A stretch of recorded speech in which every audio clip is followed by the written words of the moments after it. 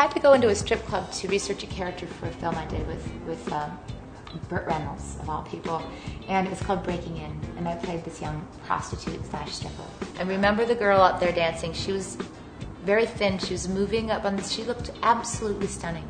And having danced all my life, I was just struck by the undulation and the curve of her movement and really fell madly in love with the movement.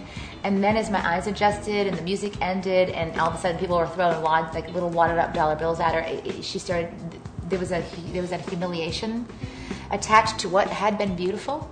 It was like, how can you possibly sell that for $5? There was a dynamic that was wrong. It didn't feel right. So I started writing a script, and cut to 12 years later, I got the film produced. It became Dancing at the Blue Iguana. I thought I wanted to produce a movie, but I think I found $4 million to produce the movie so that I could have license to learn how to do the movement without actually being a stripper. It's like a light bulb goes off, and you go, oh my God, now I know why my hips are this way. Now I know why I have this curve, because they're supposed to move like that. I was absolutely smitten and obsessed. And I had my second baby because I got pregnant, giving my husband a lap dance because I had to practice on him. And I put the pole in my house, and it was life-altering. Every woman has an original moment of what I call the original sin, which is the day that a part of your body was taken away. And I've seen my daughter go through it, and I know that every single woman has that moment where she realizes there's a difference between being male and being female.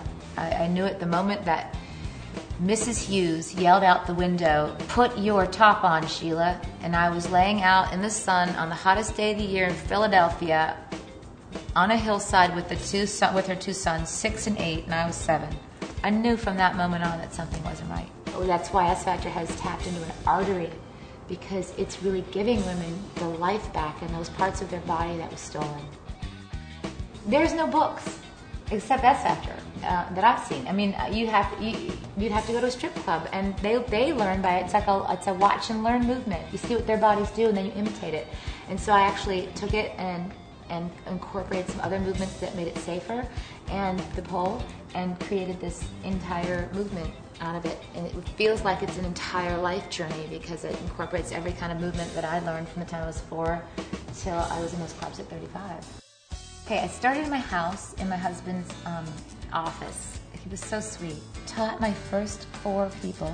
I knew from what happened in that room and from the energy I felt back from them and the excitement and almost the hysterical excitement that I had tapped into an artery, and at that point I kind of set my trajectory and my plan to take over the world. World domination for S Factor. I do this movement 365 days of the year. 3 days I dance for him. The other 360-some days, I do it for me, because it makes me feel incredibly beautiful. It makes me feel like Superwoman. It makes me feel like a kid. It makes me feel sexy. It makes me feel alive.